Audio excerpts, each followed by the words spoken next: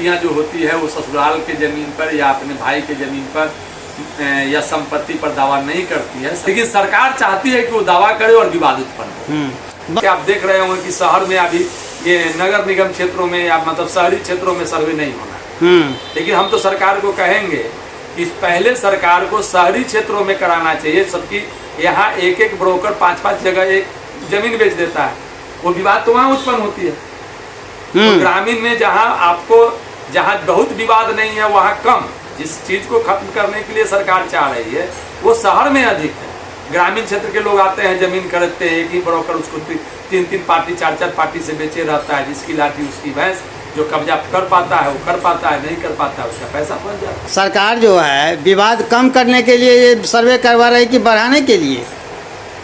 अब देखिए, नहीं, सरकार तो अपना सोच से चाहती है कि काम हो और कोई विवाद नहीं हो, लेकिन आपस में विवाद हो जाना है जिस तरह की सरकार की नीति है। जगह जगह कई जिलों में जमीन सर्वे को लेके, जमीन विवाद को लेके मारपीट हुआ है, मर्डर भी हुआ है। तो ये तो लगता है विवाद बढ़ ही रहा है। विवाद बढ़ रहा है और विवाद बढ़ेगा भी। अभी तो शुरुआत हुई है, अभी तो कागजात भी लोग जमा नहीं किए हैं और इसके लिए कोई ऐसा ऑथेंटिक कोर्ट या प्राधिकार भी नहीं खुला हुआ है जहां पहले मामला को समाधान करके तब किया जाए, ऐसा नहीं है। उसमें एक दिया है सर्वे में कि अगर किन्हीं को जमीन से संबंधित विवाद है उनको, तो वो जो सेंटर बनाया गया है उसमें एप्लीकेशन डालेंगे, अपना साक्ष्य प्रस्तुत करेंगे। तो आप ठीक कहा है कि जब जिसके पास कोई साक्ष्य नहीं होगा, वो दलित बस्तियां हैं, कोई गरीब आदमी जिसको रहने के लिए जमीन नहीं है, किसी मालिक ने बसा लिया, वो उसका क्या बोलते हैं बंधुआ मजदूर के तरह था, तो वो तो बसाया हमारा किसी का बाप दादा ने, आज उसका बेटा कहेगा कि नहीं तुम खाली करो, तो ऐसे स्थिति में उसके मतलब सिंपैथी पर वो डिपेंड करता है। जो सरकार को नहीं करना चाहिए व्यवस्था, उसको पहले बास्केट पर्चा दे देना चाहिए। ऐसा अगर कोई एप्लीकेशन आता है तब सर्वे होनी चाहिए। अच्छा, पुराने लोगों का कहना है कि बेटी का जो नाम जमीन में दिया जा रहा है जमीन सर्वे में, तो बेटी को तो खर्चा करके प्रत्येक बाप जितना होता है अपना औकात से ज़्यादा खर्च करके शादी कर देता है। जो ज़मीन का हिस्सेदारी वहाँ उनको ससुराल में मिलता है, तो फिर यहाँ का है पिता की संपत्ति में क्यों मिलेगा? ये तो बेटी के भी विवेक पर डिपेंड करना चाहिए। दो चीज़ें हैं, एक तो पहले उनके लिए खर्च किया जाता है, दूसरा होता है कि आपका एक रिश्ता है बाप बेटी का, भाई बहन का, इस रिश्ता को ही खत्म नहीं होने के लिए ही कई बेटियां जो होती है वो ससुराल के ज़मीन पर या अपने भाई के ज़मीन पर या संपत्ति पर दावा नहीं करती है। सरकार भले ही जो कानून बना दे ऐसा कम होगा, ये हम लोग भी मानते हैं, बहन इतनी जल्दी अपना दावा नहीं करेगी, लेकिन सरकार चाहती है कि वो दावा करे और विवाद उत्पन्न हो। बहन तो दावा नहीं करेगी, लेकिन ससुराल वाले तो दावा करेंगे। हाँ, ससुराल वाले, और हो सकता है कि नाती पोता दावा करे, ये संभव है। तो हम तो कह ही रहे हैं कि इसको उनसे सरकार को इसको दूर करना चाहिए। दूर क्या करना चाहिए, बच्ची को इससे दूर रख देते तो ज़्यादा बेहतर था, उसका रिश्ता बना रहता। जो संबंध में खटास आने की संभावना है ये कहीं दूर दूर तक नजर नहीं आती। और आप तो बता रहे हैं कि एक मालिक, एक व्यक्ति या एक बहन कई जगह का मालिक हो जाएगी ना, कई जगह का, वो तो घर में भी बांटेगी, तो क्या वो 5 घर में थोड़े रहेगी? तो इस पर सरकार को इस पर सिंपैथी पर छोड़ देना चाहिए। स्मार्ट मीटर को लेके बहुत बवाल है।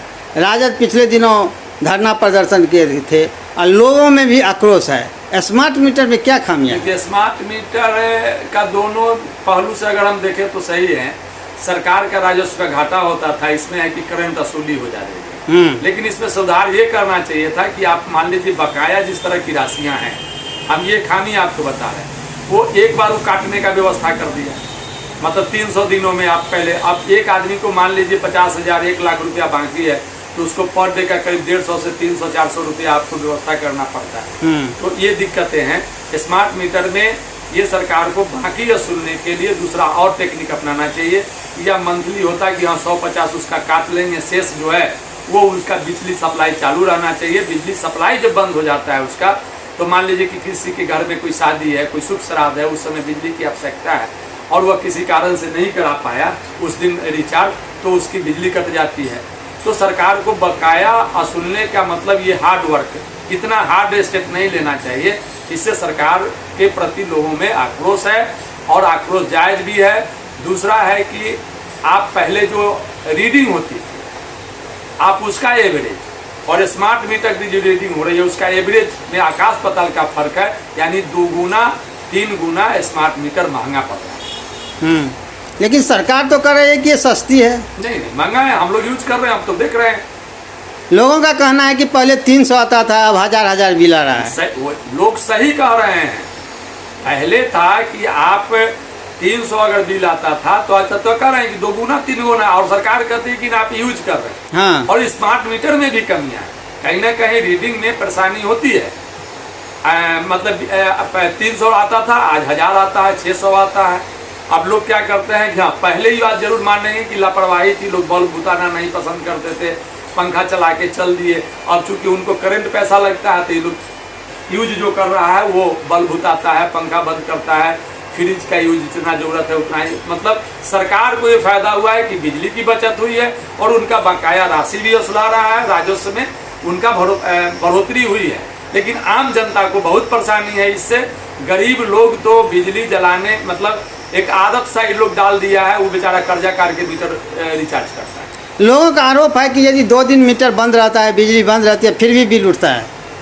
हाँ, वो उसका रीजन है, वो मीटर का कुछ अपना 1 रुपया या 1 रुपया 33 पैसा 35 रुपया करके, देहाती क्षेत्र में, शहरी क्षेत्रों में तो कुछ अलग होगा, वो तो उसका चार्ज है। तो वो आप मीटर आप चलाइए ना चलाइए, वो 1.5 रुपया प्रति दिन चलेगा, आप जोड़ लीजिए। 30 दिन का 45 सेंट 50 रुपया पर मंथ, तो ऐसे ही मीटर का चार्ज लेता है। और वो 1000 रुपया, जब तक वो मीटर का 1000 रुपया भी उसी पर बांधे हुए है। मीटर कोई आपको फ्री में नहीं दी है कंपनी, नगद पैसा नहीं लिया है, लेकिन 1000 रुपया वो मीटर के माध्यम से वसूल रहा है। तो ये सब जनता के साथ शोषण है। जब ऊर्जा मंत्री कह रहे हैं कि ये यहाँ का स्मार्ट मीटर को लागू करने के लिए दूसरे राज्य से प्रतिनिधि आ रहे हैं देखने के लिए, और उस राज्य में भी अनुसरण होगा। बिजली कंपनियों को जो है अधिकारियों को सम्मानित किया गया बेहतर संचालन के लिए। बिहार में शराबोबंदी का अनुसरण करने वाले बहुत बिहार के राज्य हैं, वो भी लोग देख रहे हैं ना।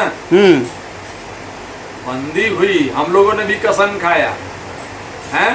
लोग नीतीश जी की सरकार जो है वो कसम खिलवाई थी लोगों को नशा मुक्त बिहार बनाने का।